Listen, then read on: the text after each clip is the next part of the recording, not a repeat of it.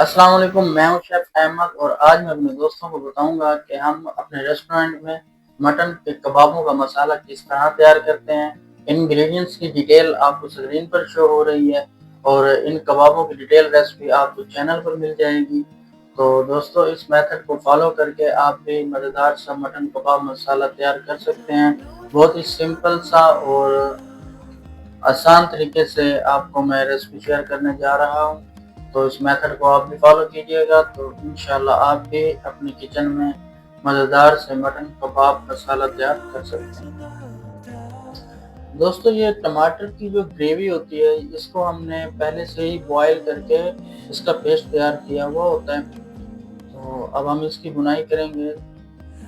जब तक oil separate नहीं हो जाता तब तक हमने इसकी अच्छे से बुनाई करनी है।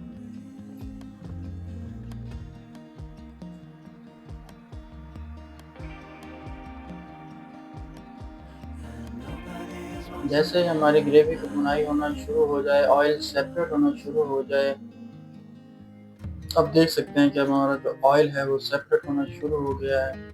तो इस पॉइंट पर हमने इसमें दही ऐड करनी है। दही ऐड करने के बाद मज़ीद हम इसको थोड़ा फ्राई करेंगे जब हमारा दही का पानी भी ड्राई हो जाए और ऑयल दोबारा से सेपरेट होना शुरू हो जाए।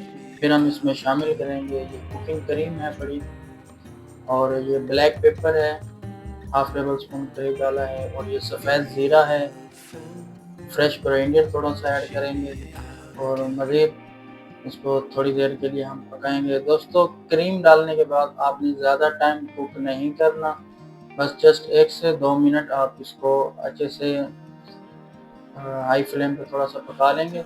उसके बाद ये आपका कबाब मसाला बनकर तैयार हो चुका है। तो दोस्तों, बहुत ही सिंपल और आसान सी ये रेसिपी थी जो मैंने अपने दोस्तों के साथ शेयर कर दी। तो उम्मीद करता हूँ आप दोस्तों को ये रेसिपी पसंद आई होगी। तो अगली रेसिपी आपको किस चीज़ की चाहिए, कौन सी डिश की चाहिए, आप मुझे कमेंट में बता सकते हैं। तो मिलते हैं एक नई वीडियो में नई रेसिपी के साथ। तब तक के लिए अपना बहुत सारा ख्याल रखिएगा, मुझे दुआओं में याद रखिएगा। अल्लाह निगहबान। अल्लाह हाफिज़।